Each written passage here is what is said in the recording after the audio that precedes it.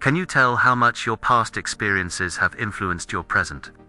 All our memories, especially those referring to painful emotions from the past, can create barriers that prevent us from fully living in the present. Most of the worries consuming our minds are in fact constructions of scenarios that will never materialize. Many traumas are part of our subconscious, and we are not even aware of them. However, often it is these traumas that dictate our actions and our relationships. It's a curious and sometimes disturbing phenomenon, how these memories, which we would prefer to keep buried, continue to exert such a significant power over our lives. They are like ghosts from the past that, although they cannot be seen or touched, are undeniably real in their influence. The concept of the pain body created by Eckhart Tolle is a metaphor to describe how the pains and traumas we accumulate throughout life intertwine energetically with our being, deeply influencing our emotional and physical state. Instead of being a distant entity, it is a part of us that, without proper attention and awareness, can continue to harm us. This power that the past holds over the present can be immense, but it is not immutable. The key to unlocking these invisible chains lies in the recognition and acceptance of our pain. This process requires courage, as facing the shadows of the past can be frightening. However, it is only through this conscious confrontation that we can begin to dissolve the ties that bind us to these painful memories. By bringing these experiences into the light of consciousness, we begin to see ourselves not as victims of our past, but as survivors, and ultimately, as masters of our own lives. The power to change the frequency of your life is in your hands. You can rewrite your soundtrack with songs of hope, strength, and renewal. This change will not only be internal, you will begin to notice how the world around you starts to change. How many times have you felt sad, alone, or wronged throughout your existence? Have you truly looked at your pains, or did you just try to move on, ignoring how much they would influence you in the future? Each trauma faced, and each pain embraced, teach us valuable lessons about resilience, compassion, and the impermanence of human experiences. We learn that although we cannot control what happens to us, we have a choice in how we respond to these experiences. We can allow them to define and limit us, or we can use them as tools for growth and transformation. This is the true power of healing, the ability to transform pain into wisdom, suffering into strength, and the past into a foundation for a more conscious and fulfilling future. In addition to consciously looking at our pains and embracing our traumas, we must learn to nourish the right feelings. Imagine for a moment that within us dwells a subtle entity, almost like an invisible creature, that feeds exclusively on unhappiness and negative emotions.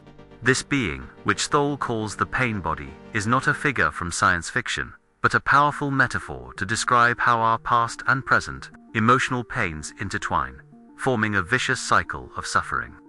This pain body has a peculiar characteristic. It feeds on itself. Like an emotional parasite, it thrives on every negative thought, every harbored resentment, every unreleased grievance. The more we feed it with our unhappiness, the more it grows and strengthens, becoming an increasingly dominant presence in our inner life. The cycle is insidious. Once this pain body is fed, it begins to influence our perceptions, our thoughts, and ultimately, our actions. Like a distorted lens, it makes us see the world through a filter of negativity, attracting even more situations and feelings that reinforce its existence. It's as if we're tuned into a radio frequency that only plays songs of despair and sadness, and no matter how hard we try to change the station, the dial seems stuck. It may seem problematic, but the awareness of this body's existence is what can free us. We are the ones who control the frequency of our own radio. There is an invisible button within our reach, capable of tuning in to the feelings and energies we desire.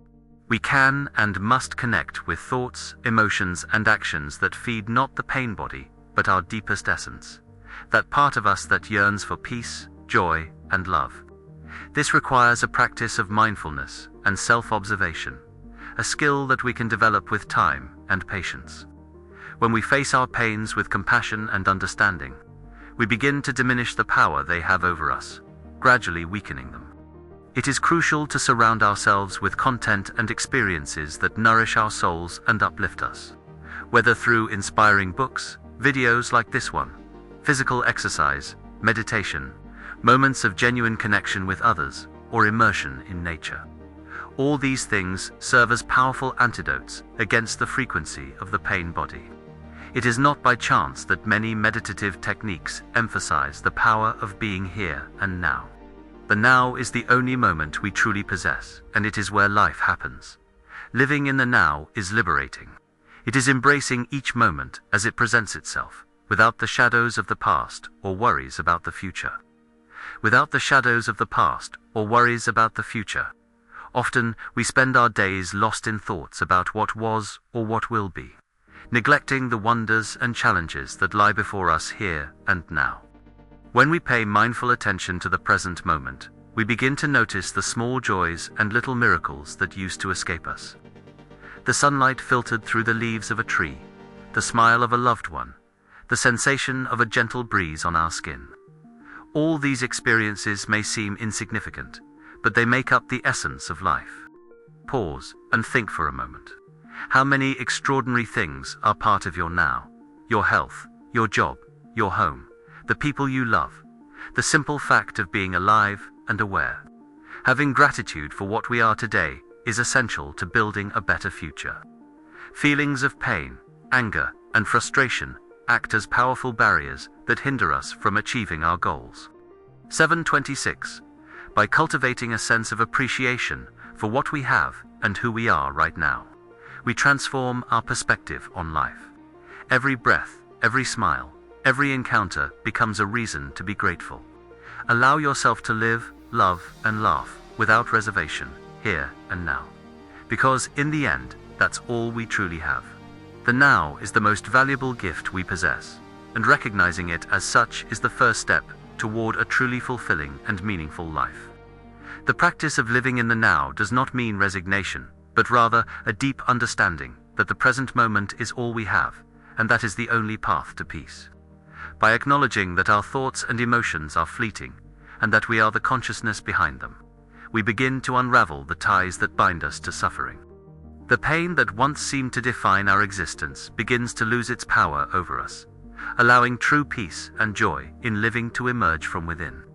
The path to the now is simple, yet profound. It starts with the decision to bring our attention to the present moment whenever we remember. With practice and dedication, this attention becomes more natural and constant, transforming our experience of life in ways we can barely imagine. Being in the now is also an act of courage. It requires us to face reality as it is, with all its imperfections, challenges, and beauty. It means accepting ourselves and the world around us without judgment, opening our hearts to the direct experience of life without the filter of our personal stories. The essence of life, its true charm and mystery, lies not in the promises of tomorrow, but in the fullness of the now. If the now holds so much depth, beauty, and potential, what are we missing by letting our minds wander too far from the only place where life truly happens? What would happen if, for a moment, we stopped relentlessly seeking for more and simply allowed ourselves to be, absorbing every nuance and detail of the now? If this video made sense to you, write in the comments, "It makes sense to me." Remember to subscribe to the channel and turn on the notification bell for the latest teachings.